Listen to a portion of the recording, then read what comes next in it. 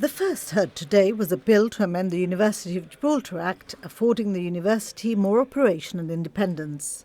Education Minister John Cortes said the amendments would allow the university to respond to national and international needs. It allows for the appointment of a Chancellor by the Minister after consultation with the Vice-Chancellor. It also includes an amendment for a student to be able to appeal to the Ombudsman in the case of suspension or expulsion, as well as changes to the makeup of the board. Next on the agenda were changes to the Employment Bullying at Work Act. This bill aims to deal with the issues highlighted by the Court of Appeal in the case of Stagneta and Casaglia. The court highlighted two gaps in the legislation which could be remedied. The first was a question of what constitutes bullying, which the new Act now addresses.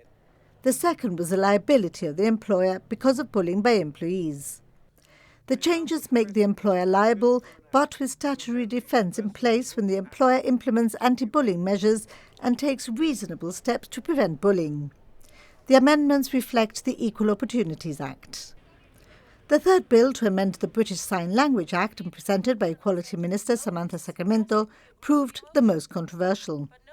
It provides for British Sign Language as a language of Gibraltar and for its promotion and guidance on the introduction. It will be introduced in parallel with the new audiology suite at the GHA. The House was united in thanking Geeta and all those who have been instrumental in pushing this, and described the passing of the bill as a historic and seminal moment.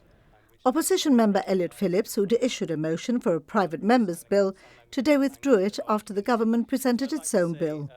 In his intervention, he put words into action. A big thank you to our deaf and hearing loss community, Mr. Speaker, because I think it's important that on this seminal day that members of this House attempt to learn British Sign Language so that we can do our bit, Mr. Speaker. Proceedings were delayed with this bill, with the government accusing the opposition of wanting to score political points and arguing Mr. Phillips' motion had not been a trigger for the bill.